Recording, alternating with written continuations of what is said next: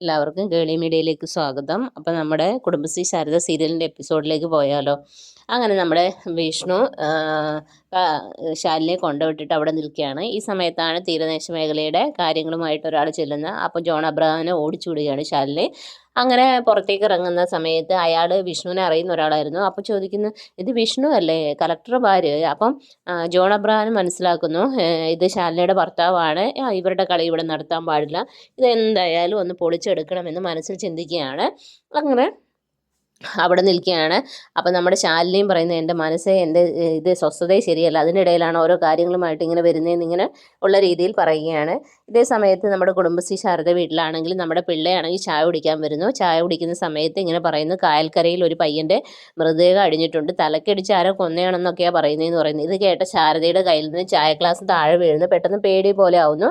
അപ്പം പിള്ള ചോദിക്കുന്നത്, എന്ത് പറ്റി ശാരദ എന്ന് പറയുന്നു. അപ്പോൾ ശാരികയോട് പറയുന്നു, ശാരിക നീ ഒരു ഗ്ലാസ് ചായ കൂടി പിള്ളയ്ക്ക് ഇട്ട് കൊടുക്കാൻ പറയാം. അങ്ങനെ പുറത്തേക്ക് പോയിട്ട് ഗോപാലിൻ്റെ അടുത്തേക്ക് ചെല്ലുകയാണ്.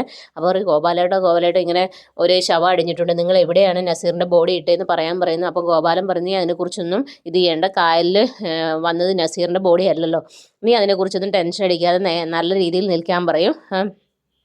അങ്ങനെ ഇവർ സംസാരിച്ചുകൊണ്ടിരിക്കുന്ന സമയത്താണ് നമ്മുടെ രോഹിത്തും ശ്യാമയും കൂടി അങ്ങോട്ട് വരുന്നത്. അപ്പോൾ ശ്യാമ ചോദിക്കുക, എന്താ അമ്മ ഇങ്ങനെ വെപ്രാളപ്പെട്ട് നിൽക്കുന്നത് ചോദിക്കുക. അപ്പോൾ പറയാം, ഒന്നുമില്ല.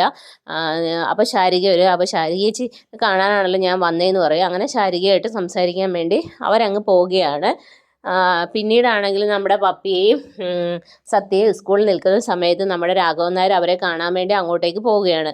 അപ്പോൾ അവരെ കണ്ട് സംസാരിക്കുകയൊക്കെ ചെയ്യുന്നു. അപ്പോൾ ചോദിക്കുന്നു, ഇതുവരെ കൂട്ടാൻ വന്നില്ല. അപ്പം നമ്മുടെ പപ്പിയും സത്യമോള് പറയും, അച്ഛൻ ഇപ്പോൾ വരും എന്ന് പറയുകയാണ്. അപ്പം നമ്മുടെ രാഘവൻ നായർക്കൊരു സംശയം വരും, അച്ഛനോ?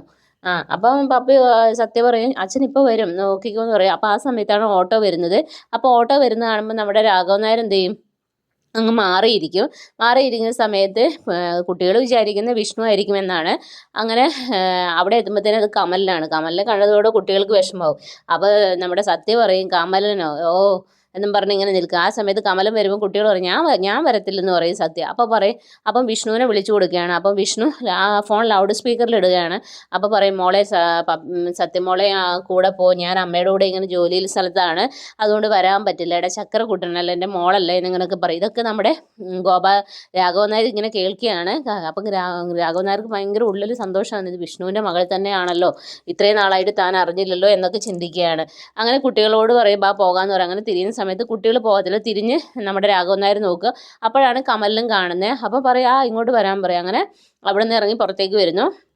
ആ സമയത്ത് പറയുന്നു, ഞാൻ കൊണ്ടുവിടാമെന്ന് പറയുന്നു. അപ്പോൾ പറയുന്നത്, വേണ്ട നിങ്ങൾ പൊക്കോ, കുട്ടികളെ കൊണ്ടാക്കാൻ പറയാം. അങ്ങനെ നമ്മുടെ സത്യയെ കെട്ടിപ്പിടിച്ച് ഉമ്മയൊക്കെ കൊടുക്കും. അപ്പോൾ ആ സത്യം നമ്മുടെ രാഘവൻ നായർ തിരിച്ചറിയുകയാണ് തൻ്റെ മകൻ്റെ കുട്ടിയാണെന്നുള്ളത്. ഇതാണ് ഇന്നത്തെ എപ്പിസോഡിലുള്ളത്. അപ്പോൾ നാളത്തെ എപ്പിസോഡിന് എല്ലാവരും വെയിറ്റ് ചെയ്യുക. എൻ്റെ ചാനൽ ഇഷ്ടപ്പെടുവാണെങ്കിൽ സബ്സ്ക്രൈബ് ചെയ്യുക, സപ്പോർട്ട് ചെയ്യുക, നിങ്ങളുടെ വലിയ അഭിപ്രായങ്ങൾ കമൻറ്റായി രേഖപ്പെടുത്തുക. അപ്പോൾ ഓക്കെ, ബൈ, സീ യു.